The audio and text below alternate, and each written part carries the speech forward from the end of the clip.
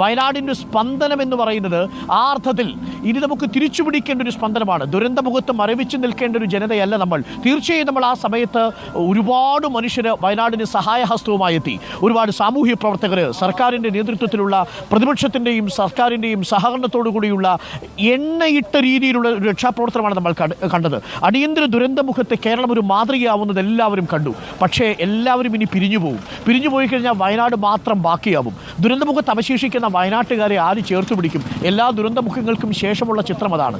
രക്ഷിക്കാനും ദുരിതാശ്വാസത്തിനുമൊക്കെയായി ആദ്യഘട്ടത്തിൽ ഒരുപാട് പേര് വരും.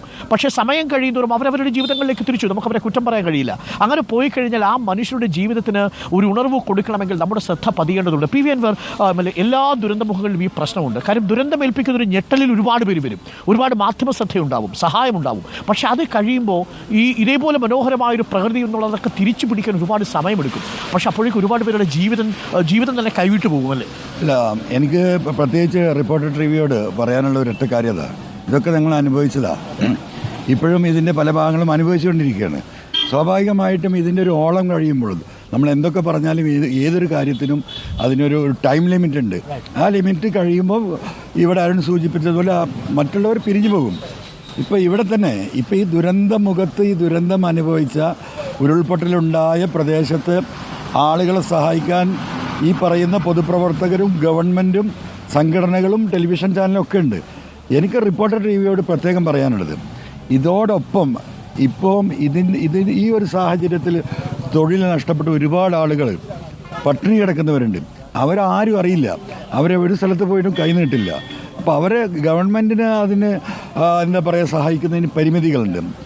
അപ്പം റിപ്പോർട്ടർ ടി വിയെ പോലെയുള്ള ഇത്രയും എന്താ പറയുക ജനകീയമായ വിഷയങ്ങൾ, മനുഷ്യാവകാശ പ്രശ്നങ്ങൾ ഏറ്റെടുക്കുന്ന നിങ്ങൾ അതിനൊരു ക്രൗഡ് ഫുള്ളിങ് ഉണ്ടാക്കണം എന്നതാണ്. അവരെ കൂടി ഈ വിഷയത്തിൽ സഹായിക്കണമെന്നാണ് എൻ്റെ വ്യക്തിപരം. തീർച്ചയായിട്ടും 100% റിപ്പോർട്ടർ ടി വി ആ ജനകീയ ആവശ്യം ഏറ്റെടുക്കുന്നു. നമ്മുടെ ചുറ്റും കാണുന്ന മനുഷ്യരെല്ലാം വിവിധ മേഖലയിൽ വയനാടിൻ്റെ ടൂറിസത്തെ പ്രൊമോട്ട് ചെയ്യുന്ന മനുഷ്യരാണ്. വയനാട് കാണാൻ കൊതിയോടുകൂടി എത്തുന്ന മനുഷ്യരെ ഒരു വലിയ ആതിഥേയത്വം നൽകി, മാതൃകാപരമായ ആതിഥേയത്വം നൽകി, സന്തോഷത്തോടു കൂടി അവരുടെ ചുണ്ടിലൊരു പുഞ്ചിരി പടർത്തി മടക്കി അയക്കുന്ന മനുഷ്യരാണ് നമ്മുടെ കൂടെയുള്ളത്. ഇപ്പൊ ചെയ്യുന്നത് ടൂറിസം ഗൈഡ് അസോസിയേഷന്റെ സെക്രട്ടറിയാണ്, റൈഡറുമാണ് അല്ലേ? റൈഡറും കൂടിയല്ലേ? നമ്മുടെ കൂടെ ഒരുപാട് പേര്, എത്ര പേര് പങ്കെടുക്കുന്നുണ്ട്? നമുക്ക് 200-ലധികം ബൈക്ക് റൈഡേഴ്സ് ഉണ്ട്. അതുകൂടാതെ 50-ലധികം ഓഫ് റൈഡേഴ്സ് ഉണ്ട്. അങ്ങനെ 250-ലധികം വാഹനങ്ങൾ നമുക്ക് നമ്മുടെ കൂടെ നിന്ന് ജോയിൻ ചെയ്യുന്നുണ്ട്. അതുകൂടാതെ മറ്റ് സന്നദ്ധ പ്രവർത്തനം എല്ലാം കൂടെ ആകുമ്പോൾ 300-ലധികം വാഹനങ്ങൾ തന്നെ നമുക്ക് ഇന്ന് ഈ റാലിയിൽ പങ്കെടുക്കുന്നത്. 300-ലധികം വാഹനങ്ങളാണ് ഇന്ന് നമ്മുടെ ഈ റാലിയിൽ പങ്കെടുക്കാൻ പോകുന്നത്. ഒരു മഹാവാഹന റാലിയാണ്.